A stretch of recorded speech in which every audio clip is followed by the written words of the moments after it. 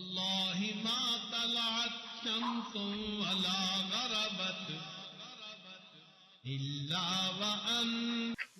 اللہ تعالیٰ کی کامل تعریف نبی علیہ السلام نے ادا فرمائی.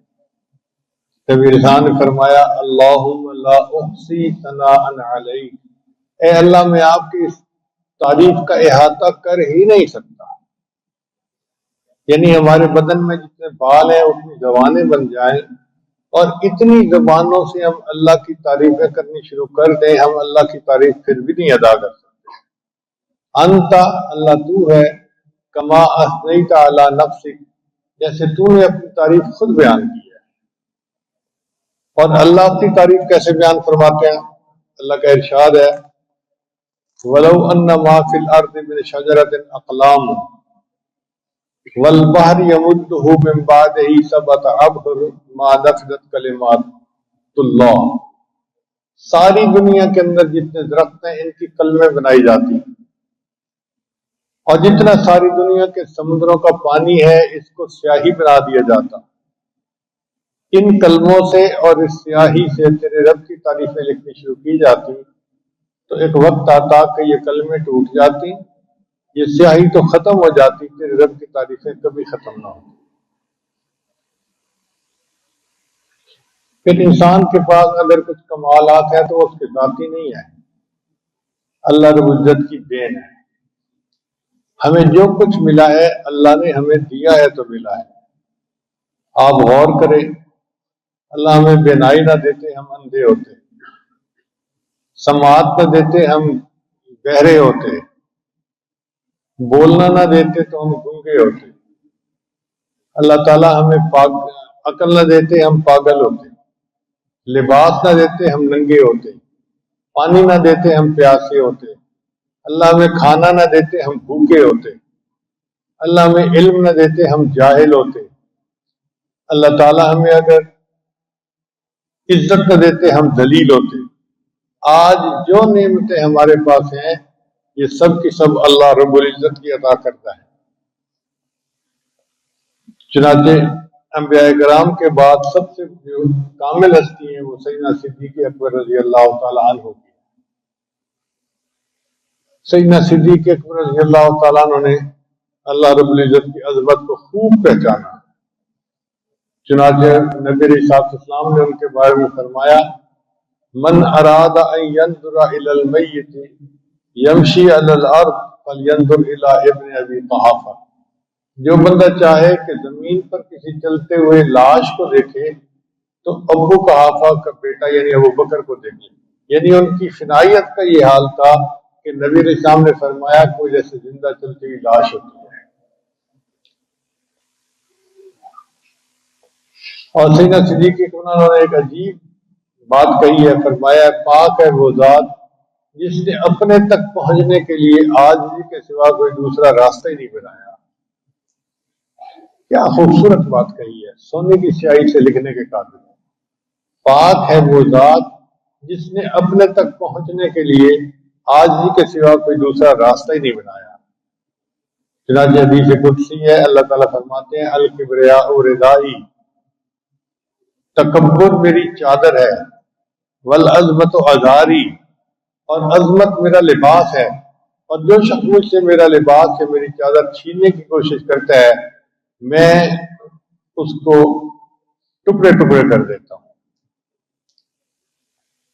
انسان کو چاہیے کہ وہ اپنی اوقات کو یاد رکھے. اللہ تعالیٰ قرآن میں فرماتے ہیں فَلْيَنْظُرِ الْإِنسَانُ مِمَّا خُلِقَ، دیکھ انسان تو کس چیز سے پیدا ہوا. ہم اپنی ابتدا کو دیکھیں تو ہماری ابتدا ایک پانی کا گندا قطرہ، بدبودار قطرہ، یہ ابتدا ہے.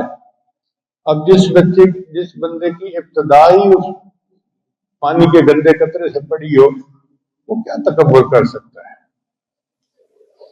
چنانچہ بزرگ تھے، انہوں نے ایک نوجوان کو دیکھا کہ بڑا متکبرانہ طریقے سے چل رہا ہے تو انہوں نے کہا بیٹے تم اپنی ابتدا اور انتہا کو یاد رکھو. اس نے کہا میری ابتدا کیا تھی؟ فرمایا کہ تیری ابتدا ایک گندا قطرہ اور تیری انتہا ایک مردار اور زندگی میں بھی تو وقت چلتا ہے تو تیرے پیٹ کے اندر نجاست ہوتی ہے.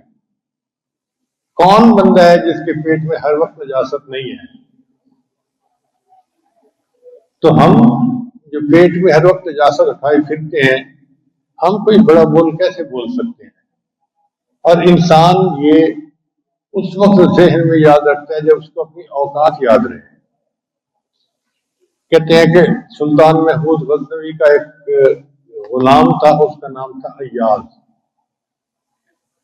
وہ بادشاہ سے بہت محبت کرتا تھا اور سلطان محمود غزنوی اس سے بہت محبت کرتا تھا. اب ہوا کیا کہ ایک الماری تھی جس کو ایاز نے تالا لگایا ہوا تھا. روزانہ وہ ایک دفعہ آ کے اس کو کھول کے دیکھتا اور بند کر دیتا اور کسی اور کو دیکھنے نہیں دیتا تھا. اب یار لوگ جو تھے ان کو شک پڑ گیا، ان کا اچھا موقع ہے، بادشاہ کا ذہن اس کی طرف سے بگاڑا جائے. انہوں نے شکایت لگائی کہ بادشاہ سلامت، ہمیں لگتا ہے کہ ایاز نے کوئی قیمتی ہیرے موتی چرائے ہیں اور اس نے الماری میں رکھے ہیں، یہ خود اس کو دیکھتا ہے، کسی کو دیکھنے نہیں دیتا. بادشاہ نے ایاز کو بلایا، پوچھا کیا کوئی الماری ہے؟ جی بادشاہ سلامت ہے. تالا لگایا ہوا ہے؟ جی لگایا ہوا ہے. روز دیکھتے ہو خود؟ جی میں روز خود دیکھتا ہوں. بادشاہ نے کہا لاؤ چابی دی. تو بادشاہ نے ایاز کو کہا تم تو یہیں کھڑے رہو، اور دوسرے بندے کو کہا کہ الماری میں جو کچھ ہے وہ لا کے یہاں سامنے رکھ دو. اب جو دوست تھے وہ بغلیں بجانے لگے کہ اب پتہ چلے گا اس کی اصلیت کا، اب پتہ چلے گا اس کی چوری کا اور اس کی بددیانتی کا. تھوڑی دیر بعد وہ بندہ آیا اور اس نے آ کے 3 چیزیں رکھی. ایک بوسیدہ سا جوتا تھا، ایک تہبند تھی اور ایک کرتا تھا. تو بادشاہ نے دیکھ کر حیرانی کا اظہار کیا کہ یار یہ کون سی قیمتی چیزیں ہیں جو تم نے رکھی ہیں؟ انہوں نے کہا بادشاہ سلامت، آپ کے لیے یا کسی اور کے لیے قیمتی نہیں، میرے لیے قیمتی ہیں. تمہارے لیے کیسے قیمتی ہیں؟ انہوں نے کہا بادشاہ سلامت، جب میں پہلی مرتبہ آپ کے دربار میں آیا تھا یہ جوتا پہنا ہوا تھا، یہ تہبند باندھی ہوئی تھی اور یہ کرتا پہنا ہوا تھا. میں نے ان کو اس لیے رکھ لیا کہ میں اپنے آپ کو اپنی اوقات یاد دلاتا ہوں کہ اگر آج تجھے کوئی عزت ملی ہے تو بادشاہ کی وجہ سے ملی ہے، ورنہ تیری اپنی اوقات تو یہ ہے. تو ہم بھی اگر اپنی اوقات کو یاد کریں تو ہمارے اندر عاجزی آئے گی اور ہم اللہ رب العزت کی عظمت اور کبریائی کو بیان کرنے والے بن جائیں گے. تکبر کہتے ہیں اپنے آپ کو دوسروں سے بہتر سمجھنا، دوسروں کو اپنے سے کمتر اور حقیر سمجھنا.